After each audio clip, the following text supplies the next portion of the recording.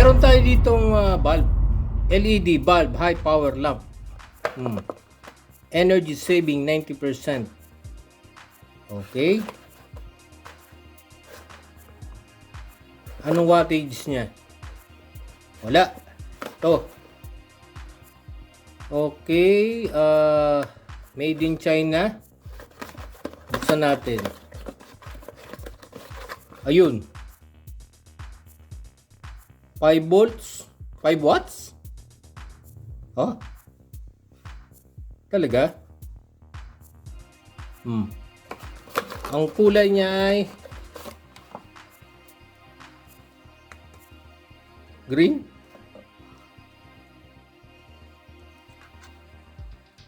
So siya ay 5 volts. Kasi USB 5 volts, 'di ba? At meron pang sabitan. Isabitan pa. Oh, plastic. Uy. Naiikot. Oh, naiikot.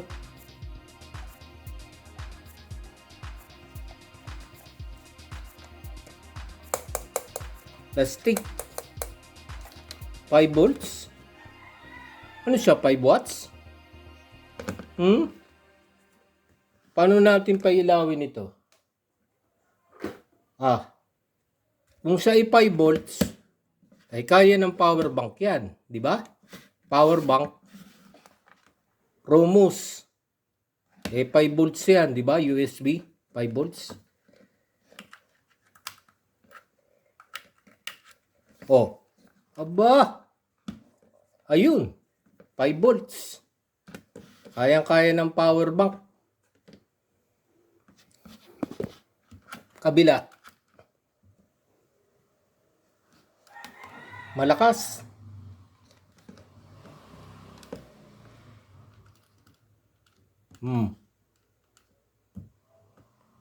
Diba? Tingnan nga natin kung 5 volts talaga itong power bank. Gamitan natin ng USB voltmeter. DIY. Ginawa ko lang. Sukatin natin kung 5 volts siya. 4.40 volts.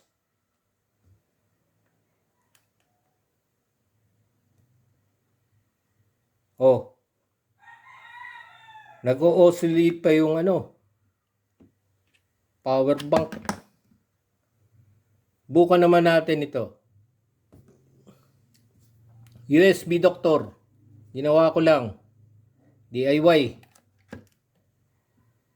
4.7, 4.6. Ayun 0.02 ampere.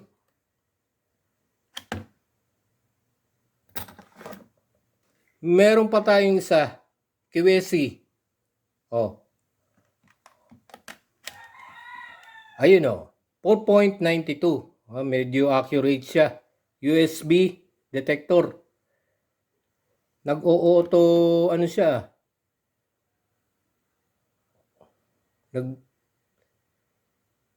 5.089, 5.08, 5.12.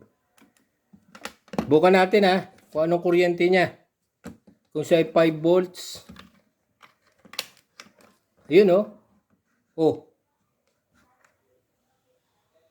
250.25 ampere. 250 milliampere. So, hindi siya 5 watts. Kasi, ampere times voltage, 0.2. Ilan lang yan? Dapat 1 ampere. Kung 5 watts siya, di ba? Ay 250 lang, 1/4 lang. Mga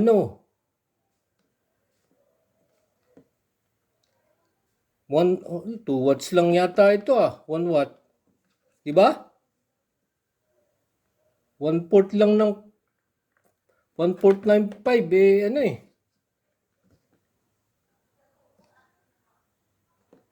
1.5 watt. Di ba? 5 volts. 230 milliamp. So, 0.23 ampere. Di ba? Yun oh. Paano siya naging 5 watts? Okay. Ganun ba? Mabuti pa buksan natin. Di ba? Nang malaman natin paano pagbukas nito. Uy! Madaling buksan. Walang glue. Naka-snap lang oh. Oh. At may metal siyang plate. 56.5 mm ang ano. Uy, nakokolos. Ayun oh, metal plate. Aluminum type. 5730 8B1C. Ano yan? So, ilang LED? SMD LED. 1, 2, 3, 4, 5, 6, 7, 8. 8? Okay, 8 siya. O ganun lang. Wala siyang circuit. Rekta lang na ano. Kasi 5 volts. Sa plate, nasa circuit niya oh. 'Di ba? 5. Ayun oh, may trace siya ng circuit. Naka-imbus. Yun oh. Meron eh. Yun oh, yung negative niya tsaka positive lang. So, ano ba siya? Siguro naka-series na 8 LED. Tingnan nga natin.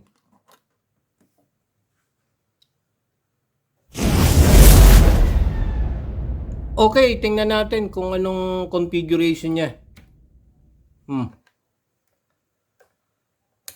Continuity test. Tingnan natin ha.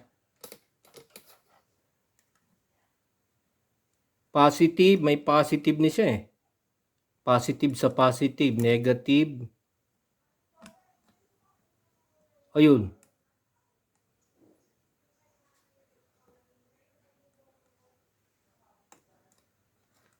Natin ha. Backlight. Diode test. Ayun oh. Umiilaw lahat. So siya ay ano, nakaparallel.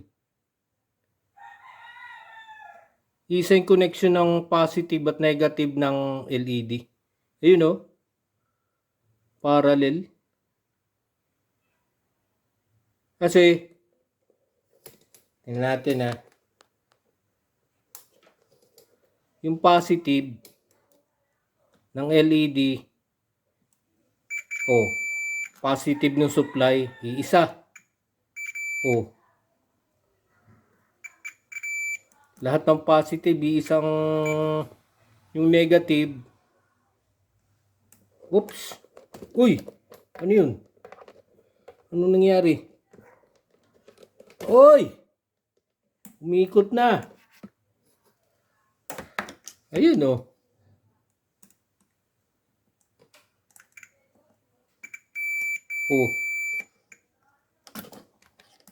May continuity.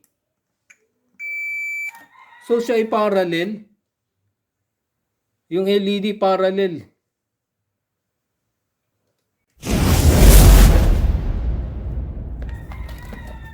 Tingnan natin. Supply niya,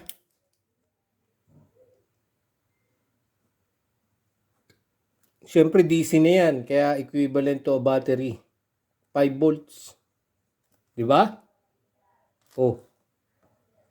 Tapos yung LED niya, nakaparallel lang. Ilan yan? 8. Ganun lang oh. Nakaparallel.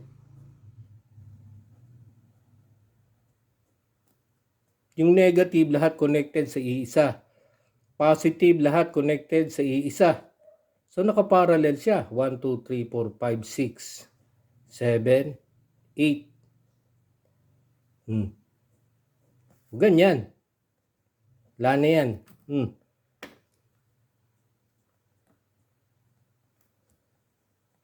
3, 4, 5, 6, 7, 8. Nakaparallel lang. Symbol niya, di ba, yung may arrow. Lahat yan may arrow. Isa-isa. So, kung 5 volts siya, di ba, 5 volts? 5 volts dito, 5 volts doon, 5 volts. 5 volts, voltage in parallel, 5 volts, equal. So, ang voltage ng LED o BD ng diode ay 5 volts. Each. 5 volts siya, each. Naka-parallel. Voltage in parallel is equal. Diba? 5 volts yung LED, each. Ngayon, yung nasukat nating current do sa ating QSC, diba, no? 0.25. Yan na nakita natin eh. A.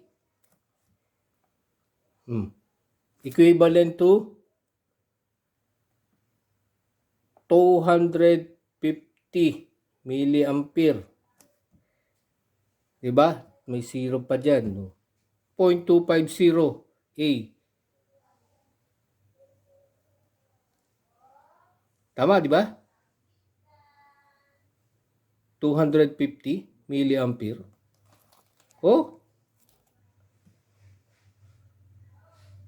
Kasi kung siya ay 0.025,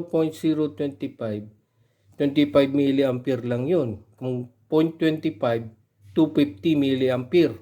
Diba? Madidivide yung current sa 8. Because current in parallel, madidivide. So, yung current dito ay total, which is 250 milliamps. Madidivide yan. Current in parallel is divided.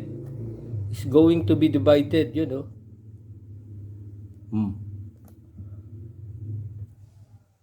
So each 5 volts, 5 volts yung voltahe, ang current niya.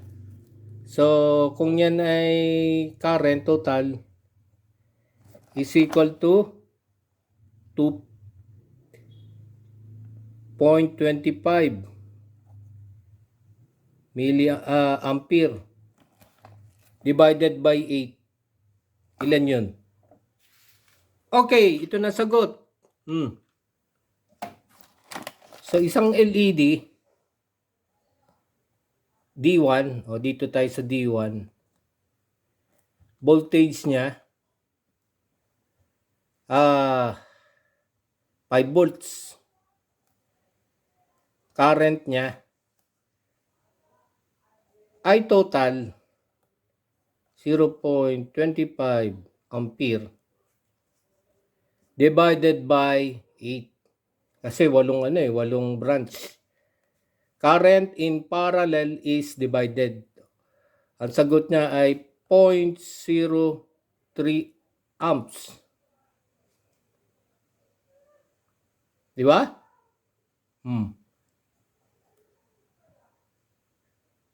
Ito yung current ng D1. 0.03 ampere. Tama ba? So, kung ang kanyang voltage current, ang power niya, power is equal to voltage times ampere.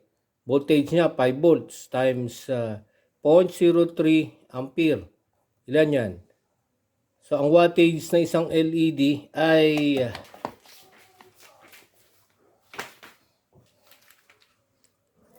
5 times 0.03, 0.15 watt. 0.15 watt each. Sa D1, 0.15 watt. Dito, 0.15, 0.15, 0.15, 0.15 watts. Ilan ang total watts niya? Multiply natin ng 8 yan. 0.15 watts times 8, 40, 8, 12. Oh, aba, dalawang decimal places, 1.2 watt. Di ba? Dalawang decimal places, 40, 12. Oh, dalawang decimal places, 1.2 watt. 1.2 watt, hindi siya 5 watts. Di ba?